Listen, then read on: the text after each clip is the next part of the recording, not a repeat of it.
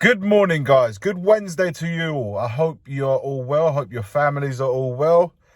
Christmas is getting nearer and nearer, but it's a different video to what I'd originally had in mind. I was going to talk about one thing, and obviously I've seen some stuff, like not just about what's happening in merit of the Newcastle, Saudi Arabia owner players and the fact that they can loan players, but also just saw some of the scenes that were on the Brazil-Argentina match last night. It was on at 12:30. I know I didn't see it, but I saw the images this morning. Not so much what happened on the field, but off the field, in the stands. It was like police and Argentinian fans going at it in the stands. It was just so horrible to see so many fans, so many families with kids who were subjected to that. But I'm not sure. I don't know the full content. I just going by what I saw by the Fabrizio Romano. If you go on Instagram, you'll be able to see it yourself. The Brazil police going out the Argentina fans, but I've heard there was some issues with Argentina and the Brazilian fans themselves. So I'm not too sure the ins and outs, but the images that I saw weren't great, and it's not football. Win, lose or draw, guys, it should be a spectacle to enjoy. It should be something for all of us to enjoy, be it at home, on TV, or in the stadium. It should never result to what we had to see via the images that, like I said, Fabrizio Romano put on his Instagram. Check it out, by all means. It's horrible things to see. Before we go on to speaking about Tottenham, guys, this is football's changing massively, and we know that, but it is just about to change even more when I just read about this. I actually read about this last night, and I thought I'd have a little chat with you about it. Newcastle cleared to sign Saudi Arabia owner players after Premier League vote. Newcastle allowed to sign players from clubs also owned by Saudi Arabia after Premier League vote on banning loans between associated sides failed. On Tuesday, Premier League clubs voted on banning loan transfer between clubs with shared owners, and were split 13 to 7 in favour. However, 14 votes, so essentially one vote, are required to pass such a law, meaning that it fell just short of fast-tracking the rule ahead of January transfer window. This is only a matter of time till it actually happens. It might not be happening now, but it's heading there. I mean, getting one vote won't be too much of an issue. It means that Newcastle are free to recruit players from clubs also primarily owned by Saudi's public investment fund, which includes 4 teams in the Saudi Pro League.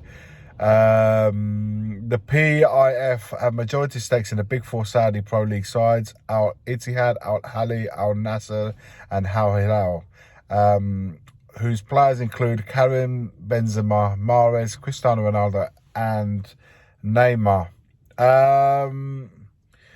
Essentially, guys, we could be seeing players like Ronaldo. We could be seeing players like Benzema or Ruben Neves, and what have you not. They could be operating in the Premier League very soon in this way, and it's just another way of getting around rules. And guys, it's been a while now that I've not liked where football is heading. With this in place, it could be even worse, honestly. What do you guys make of it? I'm not too sure, man. I've been thinking about this, and I'm like, I don't know how this sits with me, in all honesty. And it's just diabolical when you think about it, isn't it? It is diabolical when you think about it. It's just becoming a more soulless sport, certainly at the elite level. I'm finding it harder and harder to connect at that level, at this level that we're watching football. Just it's the weird one. I'll always be a fan of my team, the Spurs, of course, Milan and Italy and stuff like that. I'll always be supporting the team, but in regards to the way football is going as a whole, I'm not too sure. What are your thoughts? Yeah, I'm sounding a bit flat this morning in that merit, because I'm just thinking to myself, it's heading to a place where I'm just liking it less and less.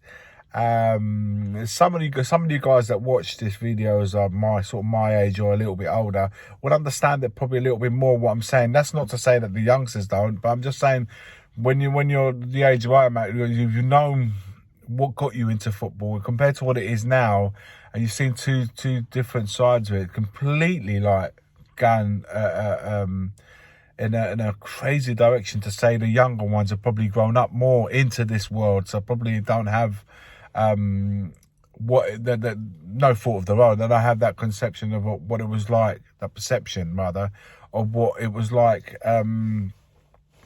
before all of this stuff came into the game. Yeah, it'd be interesting to know your guys' thought in the comments below, guys. But look, let's look closer to home regarding Spurs. Vicario just had a bit of flu symptoms. He missed out on the qualifier against North Macedonia in Italy, but he was available for the game against Ukraine, who was on the bench. So that leads me to believe there's nothing to really worry about in merit of the Aston Villa game. He will be back in goal. It's going to be like a makeshift defence, really. It's hard to figure out who's going to be up for grabs, really, for the spots. If you had to look at it from Postecoglou's point of view, he's more likely to stick with what been tried and tested, but also the experience that he has in Dyer and Davis. With fingers crossed, Udogie will take that spot at left back, and of course Porro to complete the setup at right back. Whilst I still remain of the idea of bringing in one of the youngsters to play alongside Davis, that would be what I would do, but I'm not the manager of the team, so it's more likely to be the Wolves back four, if you include Udogie coming in for Emerson at left back. And then midfield, of course, remains to be seen. I hope I don't see the same three at Wolves that we saw at Wolves. I'd like to see Bentancur back in there and maybe the attacking number 10 to replace Maddison, and that would be Lo Celso. For me, everything should lead to him being playing, and if he doesn't play, it will bring us to ask a lot more questions. What's going on with Lo Celso? If he can't get in the team now, when can he? And then, of course, up front, we're going to have Son, Brennan Johnson and Kulusevski. That's how I see it lining up. So, be interesting to know what you guys make of it. Let me know your thoughts and any hope of Van der Ven. For those of you still thinking of Van der Ven's going to be back at Villa, forget it, guys. We're not seeing a guy back in a Spurs shirt till January. So let's just get that thought process out of our minds. Let me know your thoughts, guys. A bit flat. I feel a bit flat today reading all this about this news about these Saudi pro players coming on loan to England. I just think it's just opening up something that I'm not really too keen on, and that's why my mood's a little bit tampered by it. But maybe I'm looking too far into it, but I just want to know if you share that sentiment. Let me know your thoughts in the comments below. Like, comment and subscribe. And as always, forever always, just come on you Spurs.